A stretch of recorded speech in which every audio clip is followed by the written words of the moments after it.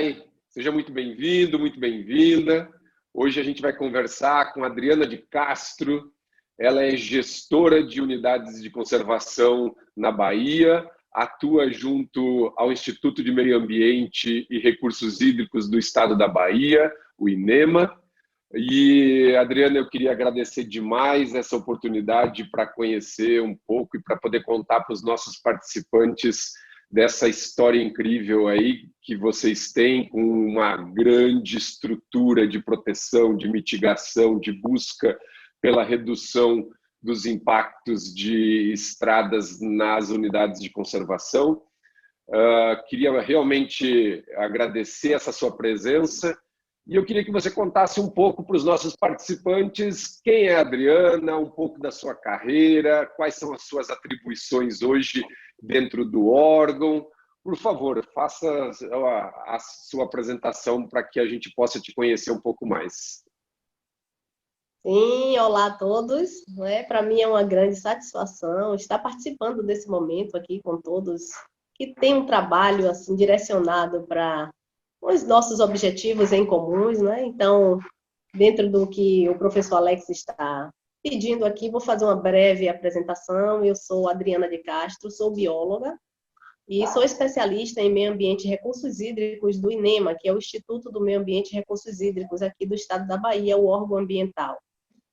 Então, eu já tenho uma experiência larga de mais de 10 anos em gestão de unidades de conservação. Hoje eu estou na gestão de 3 espaços especialmente protegidos aqui no estado da Bahia. Um deles é o que nós vamos trazer esse histórico de maior atuação na gestão de fauna atropelada, que é a área de proteção ambiental do litoral norte do estado da Bahia. E também por todos os desenvolvimentos que nós temos aqui na região do litoral norte. Hoje eu estou como coordenadora do Comitê Estadual da Reserva da Biosfera da Mata Atlântica, na nossa região aqui, no estado da Bahia como um todo. Então, assim, estou aqui para conversar um pouco com todos e apresentar um pouco da nossa história, das nossas conquistas, para que a gente possa bater um papo. Muito legal. Adriana, você falou aí que a gente vai aprofundar um pouco mais nessa questão da APA do Litoral Norte. Conta um pouco para os nossos participantes o que é a APA, o tamanho dela, onde é que ela se localiza, a questão dessas intervenções de ter a concessão inserido dentro desse processo. Contextualiza isso um pouco para nós, por favor. Sim, a área de proteção ambiental do Litoral Norte é uma unidade de conservação, mas de uso sustentável, como todos nós acompanhamos, é a APA, e ela se estende em 6 municípios em sua porção litorânea dos municípios, porque o seu objetivo principal de criação foi trazer um ordenamento sustentável para os desenvolvimentos turísticos na região. Então, ela vem ocupando uma porção litorânea que se estende da linha de pré-mar máxima 10 quilômetros para dentro do continente, e hoje ela tem uma poligonal somando 142 mil hectares, se estenderam pelos municípios de Mata de São João, de Itanagra, Entre Rios, Esplanada, Conde e Jandaíra. Então, assim, é uma região de beleza cênica ímpar, com praias de grandes belezas, lagoas, restingas preservadas, rios, encontros de rios com o mar, são mais de 15 rios chegando ao mar, com uma região de grande beleza e de atrativos turísticos, e que a gente tem um zoneamento em que a gente busca ter um controle de sustentabilidade no momento da implantação dos empreendimentos, porque nós temos grandes resorts e pousadas e temos trabalhado dessa forma a trazer um turismo ordenado, sustentável nesta região, na presença dessa unidade de conservação. Então, a gente também assim, tem um foco de grande importância em um dos nossos instrumentos de gestão, que é o nosso Conselho Gestor, que há mais de 10 anos que a gente vem trabalhando uma qualificação desses conselheiros. Nós temos instituições da sociedade civil, empreendedores e muitas instituições do setor público também, e hoje, com a qualificação continuada que nós estamos desenvolvendo, a gente tem um grupo atuante na região e que auxilia bastante na gestão. A gente trabalha dentro da APA do Litoral Norte com o conselho gestor como parte da gestão, e não a gestão gerindo um conselho, o conselho fazendo parte dessa gestão. E chegamos em um nível de maturidade que hoje esse auxílio é mútuo. E aí chegamos também nesse momento das passagens de fauna, que foi todo um trabalho conjunto desse grupo atuante aqui na região. Muito legal. E esse vai ser o tema que você vai contar um pouco para nós depois durante sua palestra, né? Que você vai estar abordando todo esse contexto da importância do desenvolvimento participativo disso para a implantação dessas medidas que a gente vai falar um pouquinho na sequência. É isso, né? Isso, nós estamos organizando uma palestra contando um pouco desse histórico, como foi que nós conseguimos essa maturidade dentro de um fórum de gestão participativa e que, assim, nos trouxe essa possibilidade, esse fortalecimento para, junto com os atores envolvidos, a gente ter esta maturidade de implantação de passagens de fauna em 142 quilômetros de estrada. Eu, assim, sempre sinalizo, né, assim, que eu desconheço, não sei se existe uma unidade de conservação que seja cortada por 142 quilômetros de estrada monitorados e com implantação de passagem de fauna. Pode existir diversas unidades que tenham extensões até maiores de estrada, mas a APA do Litoral Norte, por exemplo, todos os 142 quilômetros de sua extensão, ela é cortada pela BA-099, que é a linha verde, e hoje ela se encontra toda com passagens de fauna sendo monitoradas. E você pode contar um pouco de qual é esse conjunto de ações que vocês implementaram? Porque, no caso de vocês, mais do que pensar apenas em medida de mitigação, ou seja, só a passagem, vocês têm um conjunto de ações que vocês realizam, vocês têm diferentes tipos de passagem. Conta um pouco para nós o que é isso, se você tem esses números que provavelmente sabe aí de cor quantas passagens e tudo mais. Como é que é estruturado essa estratégia de mitigação que vocês têm nesses 142 quilômetros? A gente, assim, começou a fazer um registro de observação mesmo, né, no dia a dia nosso de gestão de unidade de conservação, uma unidade que já tem mais de 20 anos de implantação, mas que cada dia que passa se torna um pouco mais madura, né, dentro das suas ações. E essa observação é como tem essa estrada realmente que induz todo o turismo para dentro de uma região frágil. E a gente começou a observar que quanto mais o turismo se apresenta, tinha uma ligação com o número de registros de fauna atropelado. E dentro disso a gente conseguiu incluir nas câmaras técnicas do Conselho Gestor uma câmara técnica de acompanhamento da fauna. Foi exatamente no momento em que casou, em que a concessionária dessa estrada, né, existe uma concessão estadual para uma empresa, estava solicitando uma avaliação de um licenciamento de uma duplicação de um pequeno trecho da estrada, um trecho que tinha mais movimento. E aí a gente fez todo um acompanhamento do licenciamento dentro do órgão ambiental, para a implantação dessa duplicação da estrada, com a Câmara Técnica do Conselho Gestor da APA acompanhando todos os passos, apresentação dos estudos, apresentação das propostas de mitigação, até a gente chegar em um licenciamento arredondado com a solicitação de condicionantes. Nos condicionantes, a gente trouxe essa possibilidade da implantação das passagens de fauna no trecho que estava sendo duplicado, e a gente teve esse trecho duplicado como um projeto piloto, com a implantação de 5 passagens aéreas, com a utilização dos pontilhões de passagem hídrica como passagens subterrâneas, colocando melhoramentos, com barreiras de indução da fauna para passar por aquelas localidades. E desse projeto piloto, dessa estrada duplicada, por conta também de algumas observações de descumprimentos pontuais das condicionantes da licença, a gente teve também uma parceria da empresa com a gestão da APA, com o Ministério Público, através de uma assinatura de termo de ajuste de conduta, que possibilitou a ampliação da implantação das passagens de fauna por todo o restante da estrada que corta a unidade de conservação. Foi daí que, dentro da unidade de conservação, dentro do Conselho Gestor da unidade de conservação, nós nos vimos em uma situação que a gente precisava indicar aonde colocar passagens de fauna. E dentro dessa Câmara Técnica, com doutores, especialistas de fauna, que fazem levantamento de fauna em toda a região do Litoral Norte, a gente não se sentiu à vontade de, da nossa cabeça, dizer, eu vou colocar uma passagem aqui, vai ser desse tipo, vai ser dessa largura, e a gente resolveu pedir ao Ministério Público que desenvolvesse uma proposta de fazer uma avaliação, monitoramento da fauna atropelada. Então, essa foi toda a nossa chave para chegar na estruturação que nós temos hoje.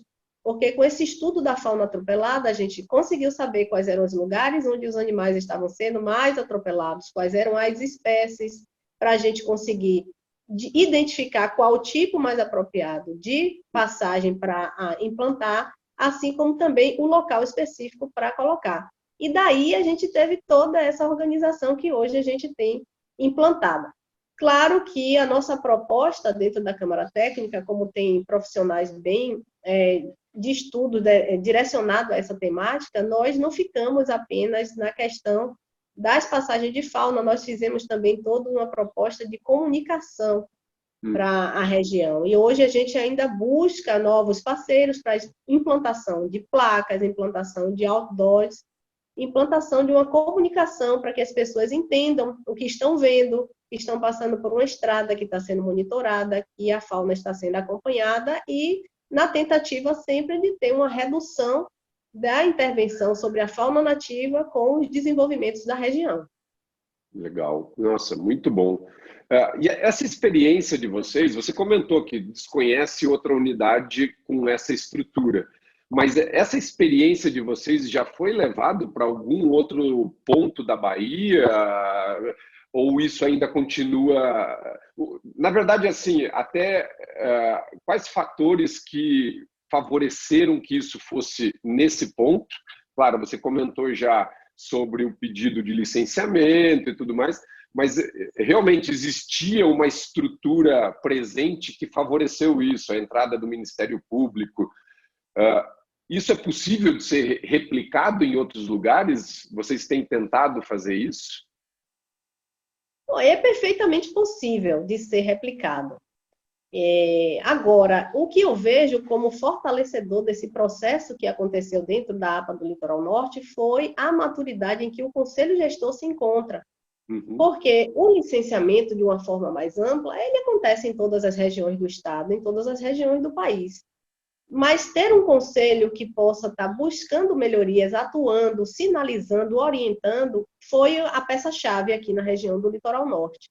E a presença da Câmara Técnica também, com especialistas na gestão de fauna realmente da região.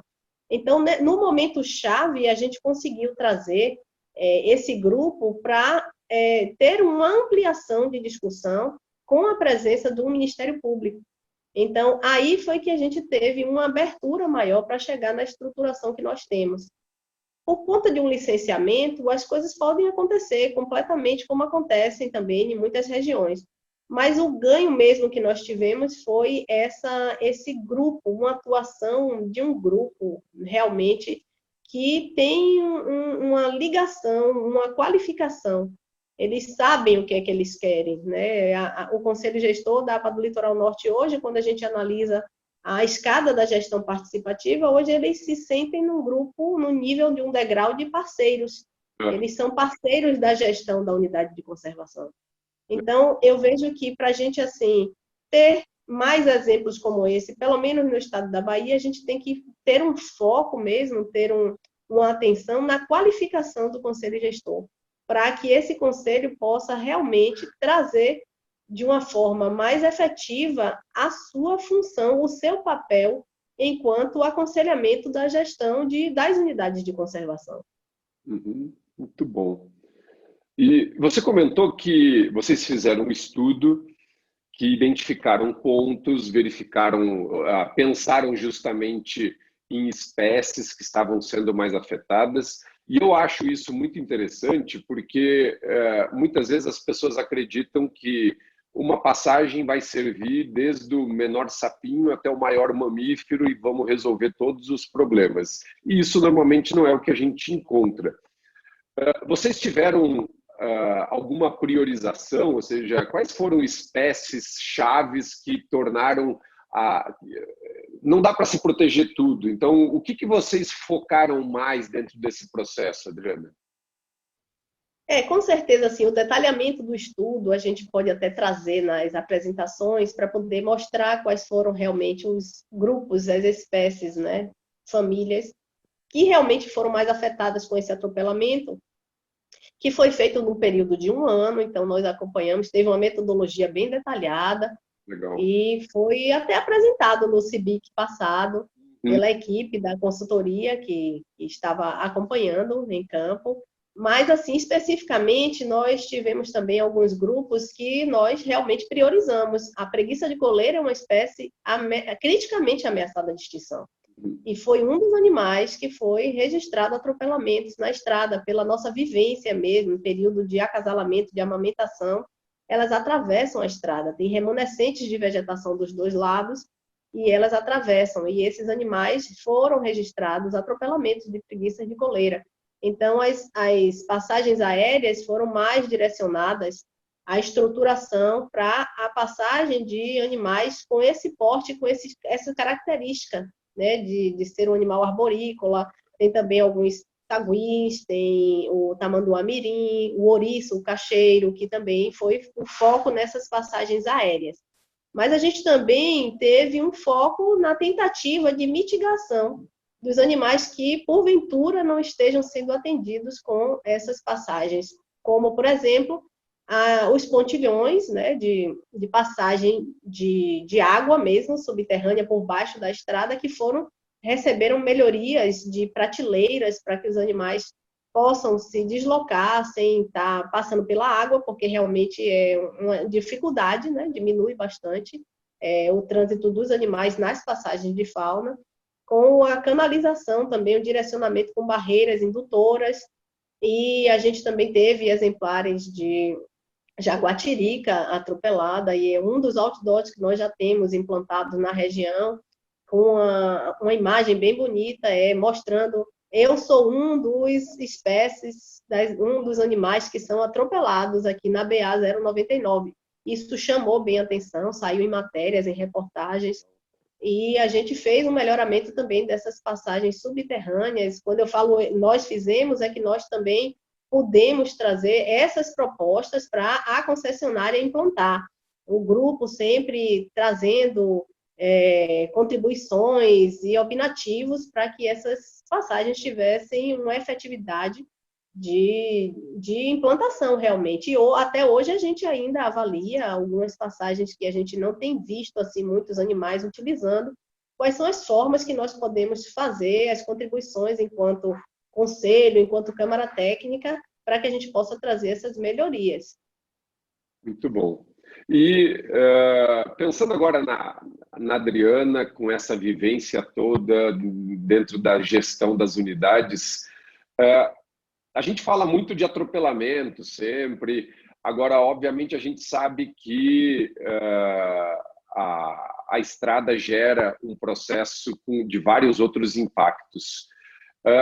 Dentro dessa vivência que você tem, Adriana, quais você acredita que hoje são mais importantes dentro do processo de gestão de uma unidade de conservação? Onde é que estão os maiores impactos? É realmente o atropelamento, o lixo, a poluição hídrica? Você tem alguma ideia disso? Sim, assim, pela experiência nossa aqui na região, alguns dos itens que você já trouxe, já citou, são realmente preocupantes para todos nós, né? A gente sempre sinaliza que é necessário ter um planejamento, ter uma proposta que a gente possa ter viabilidade. Não adianta a gente pensar em apenas desenvolver, se a gente não tiver como fazer um planejamento até a nível de ter uma avaliação de capacidade de suporte de cada ambiente, né? Então, se a gente licencia sem ter uma noção de quanto aquele ambiente suporta, a gente, lá na frente, não vamos observar uma qualidade, uma beleza ambiental, e a tendência é as pessoas também se afastarem em termos de visitação, de turismo. Então, aqui na região, a gente tem realmente alguns desses itens que nos preocupa, que é o crescimento acelerado, a especulação imobiliária, que a gente tem tentado trabalhar de uma forma a ter realmente uma sustentabilidade a questão do saneamento básico e da distribuição de água também ainda é algo que precisa melhorar muito aqui na região. Então, o Ministério Público também tem nos auxiliado bastante em termos de trazer propostas também de os licenciamentos do próprio Instituto terem uma proposição, que é o que nós realmente fazemos, em que os desenvolvimentos só possam se implantar realmente se as estruturas de apoio mínima existirem na região, né? De saneamento, de disponibilidade de água, de energia e também em que isso possa atender as comunidades circunvizinhas e não apenas ao empreendimento. Perfeito, ótimo. Realmente, acho que é importante a gente pensar isso como num contexto mais amplo e entender que a presença dessa infraestrutura viária que a gente tem, ainda mais no caso de uma APA, ela traz vários outros impactos, e pensar nisso em conjunto é muito melhor do que se pontuar simplesmente um ou outro desses impactos. Acho isso muito interessante. Mas voltando a falar um pouco, Adriana, sobre a questão do atropelamento, eu sei que nós vamos ter depois a apresentação dos dados e tudo mais, mas de uma forma genérica, você conseguiu perceber uma redução nessas taxas de atropelamento? Realmente aquilo que se planejava de, como você falou, da preguiça, do cacheiro, eles realmente estão utilizando essas medidas de mitigação? Como é que é essa percepção do lado da unidade de conservação? Olha, essa questão realmente da gente já trazer dados efetivos de se as passagens de fauna que foram implantadas estão trazendo realmente uma redução dos atropelamentos, a gente ainda vai ter que avaliar os dados que estão sendo monitorados, eles continuam sendo monitorados. Agora, a gente teve realmente algumas dificuldades. As primeiras dificuldades que eu posso listar aqui realmente é a questão do vandalismo. Foram implantadas câmeras de registro, né, em praticamente em todas as passagens, as subterrâneas e aéreas, para a gente registrar a passagem de animais. Chegou a ser registrada a passagem de um ouriço branco e de um outro animal que agora não estou a lembrar pelas passagens aéreas, mas rapidamente essas câmeras elas foram furtadas. E a gente também teve assim uma observação de que as pessoas ainda não compreendem, né? Não tem uma informação, um conhecimento adequado sobre o que é, do que se trata, quais os objetivos, os benefícios, e por essa falta de conhecimento, a gente registrou com essas câmeras também, que foram implantadas pela concessionária, pessoas passando pelas passagens aéreas como se fosse brincando de arborismo. Então, isso dificultou bastante o trabalho no início e tem sido realmente observado novas formas de como fazer esse registro, de como continuar esse monitoramento, para a gente trazer dados mais apropriados.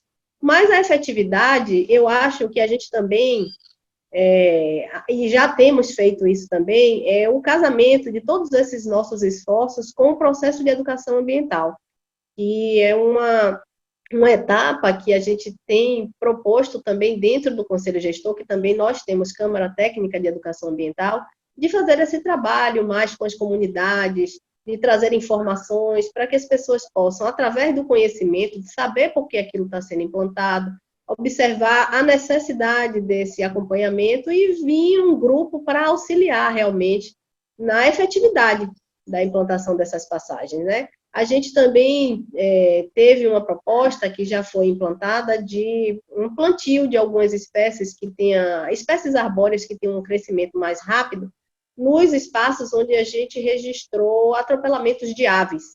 Então, seriam barreiras de vegetação para que quando a ave cruze a estrada, ela cruze em uma altura mais elevada e não chegue a ser atropelada. E essas daí a gente só vai poder realmente ter alguma efetividade quando as espécies plantadas estiverem em um tamanho um pouco mais elevado, e nesse momento ainda não temos essa altura elevada. mas as demais a gente pode trazer algumas informações mais efetivas nos momentos das apresentações, em que a gente possa trazer já os dados que nós temos dos monitoramentos seguintes à implantação. Legal, ótimo, que bom. Essa história das árvores, você sabe que isso ainda é muito pouco implementado no Brasil e é uma estratégia muito interessante mesmo. Fiquei curioso agora, vamos aguardar aí um tempo para saber da efetividade dela para a fauna brasileira, porque isso ainda é pouco implementado aqui no Brasil. Legal demais de saber que vocês estão fazendo isso aí. Sim, eu creio que essa, vamos dizer assim, né, esse tipo, né, de proposta, esse exemplo, ele é bem, assim, que favorece bem estradas de apenas uma via, que não tenha uma duplicação muito extensa, e tem alguns trechos da nossa estrada que são assim, e que a barreira de vegetação induz o voo da ave de uma forma mais elevada. Agora, se for estradas mais largas, de vias muito largas e duplas, aí já não tem uma efetividade. Mas realmente vamos aguardar para a gente ter alguns resultados e poder até publicar e colocar como uma proposta adequada para alguns tipos de estradas, né? Com certeza, vamos aguardar ansiosos quanto a isso. Adriana, vocês, com essa vivência da APA, se hoje você, como gestora da APA, tivesse que começar da estaca zero, em termos de estrutura, de proteção, o que a Adriana faria? Exatamente igual? Tem algum aprendizado que valeu a pena, que vale a pena ser colocado e enfatizado, que isso é extremamente importante? Com certeza o conselho é um desses fatores, no caso da APA, mas tem mais alguma coisa que você faria para ou melhorar a estrutura de proteção ou agilizar o processo? Como é que isso funcionaria?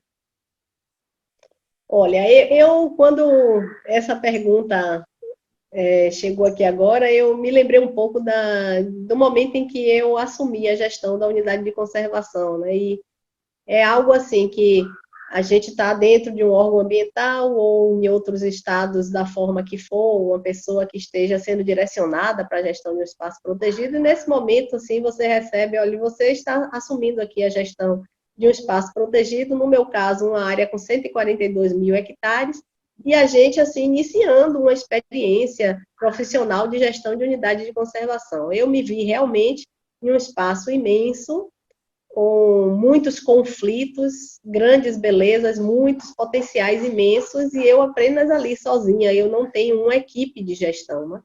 E aí, o que é que eu fiz? Eu observei realmente quais eram as ferramentas que estavam disponíveis para aquele momento, e eu utilizei essas ferramentas da forma que eu achei mais apropriado, que foi, eu tenho a gestão de uma unidade de conservação para iniciar, mas eu também tenho um conselho gestor, eu tenho um zoneamento, um plano de manejo, são as ferramentas que eu tenho ao momento. E esse grupo pode ser a minha equipe. Então, deste grupo formado, desse conselho gestor, eu tive essa possibilidade de trazer qualificação. Eles foram qualificados em combate a incêndios florestais, gestão de unidades de conservação, o bioma Mata Atlântica, licenciamento ambiental, gestão de uma forma mais ampla de espaços protegidos. Então, eles receberam qualificações. E eles agora somam com a gestão. Então, eu entendi assim que, neste momento em que eu consegui fazer um grupo se sentir pertencente, porque nós temos comunidades tradicionais diversas pertencentes a esse grupo do Conselho Gestor da APA do Litoral Norte, quando a gente trabalha o pertencimento, a gente fortalece. Então, eu vejo que eu segui em um caminho que me facilitou bastante o trabalho, os desenvolvimentos dentro das unidades de conservação que hoje eu estou à frente. E se fosse iniciar em uma outra gestão, eu acho que eu seguiria pelo mesmo caminho, talvez com mais experiência, com algumas ferramentas diferentes, mas sim, eu acho que a base da qualificação do grupo que mora no espaço, que sabe o que é que acontece ali, e a gente observando, respeitando e ouvindo o que eles têm para nos trazer, eu acho que foi um caminho que fortaleceu bastante a gestão da APA do Litoral Norte. Muito bom, que legal. Bom, Adriana, eu queria, antes de mais nada, agradecer por esse nosso papo. Queria te deixar à vontade se você quiser fazer alguma outra complementação. Eu sei que nós ainda vamos ter a sua participação, então, durante essa palestra, mas se você quiser complementar alguma outra informação para nós, por favor. Eu que agradeço, para mim está sendo bem, assim, muito satisfatório estar participando desse momento, né, podendo trazer essa experiência nossa, de forma até a contribuir com outras unidades, mostrar o nosso histórico, um dos nossos objetivos no momento também, tentar apresentar em congressos o que nós estamos conseguindo de vitórias aqui dentro da APA do Litoral Norte. Para nós é uma grande satisfação. E, assim, dizer para todos que estão escutando esse momento inicial da entrevista que nós vamos trazer mais detalhes sobre todo esse processo histórico da gestão da APA do Litoral Norte, da implantação das suas passagens de fauna em uma estrada de 142 quilômetros que corta a unidade de conservação, cujo objetivo é trazer todo um desenvolvimento sustentável ao ordenamento turístico na região, e que nós vamos realmente, assim, tentar mostrar que é possível e algumas formas como nós lidamos com os problemas que foram surgindo nesse projeto, né, das implantações das passagens de fauna, que, assim, a gente falando aqui parece que foi rápido, mas foi algo que foi trabalhado durante mais ou menos 10 anos na região. Então, desde o momento da solicitação, da duplicação da estrada, trabalhando com o conselho, trazendo as informações, apresentando os projetos, buscando melhorias nos projetos. Os projetos eram apresentados e eles diziam, isso aqui não satisfaz as nossas necessidades, e traziam propostas, e realmente nós conseguimos modificar alguns itens do projeto até chegar a uma proposta adequada, até chegar ao momento de maturidade que nós estamos hoje. Então, aguardem que a gente vai tentar trazer com ilustrações, com vídeos, essa história com um resultado positivo aqui para a nossa região. Muito bem. Adriana, muito obrigado, foi excelente, é muito bom ver. Às vezes a gente entra muito nessas questões do aspecto técnico e esquece todo esse lado humano que tem por trás de envolvimento das pessoas. E eu estou muito curioso para ver essa sua palestra e de que forma que você gerenciou esse processo e trouxe essas pessoas para que obtivessem esse sucesso incrível, que realmente eu posso dizer que deve ser o único na história, com certeza, do Estado e talvez até do país. Então, assim, meus parabéns. E vou aguardar ansioso para poder assistir a sua palestra e aprender um pouco com isso. Muito obrigado. Somos gratas, e quero também registrar que a presença do professor Alex Baja também teve um seu momento registrado aqui nos nossos desenvolvimentos na APA do Litoral Norte, quando nós começamos todo esse processo de qualificação. Eu me lembro que teve uma palestra aqui como um curso, né, da fauna atropelada, em que muitos desses conselheiros e das empresas que recebem concessão de estradas aqui no estado da Bahia fizeram parte dessa capacitação, desse tópico aí, da qualificação dos membros, dos parceiros, e com certeza abriu mais caminhos para que a gente pudesse estar chegando nesse patamar de hoje ter esses resultados. Então, sou grata também e estamos aqui à disposição. Tá ótimo. Então tá. Um grande abraço. Nos falamos então, Adriana. Obrigado, viu? Abraços. Tchau, tchau.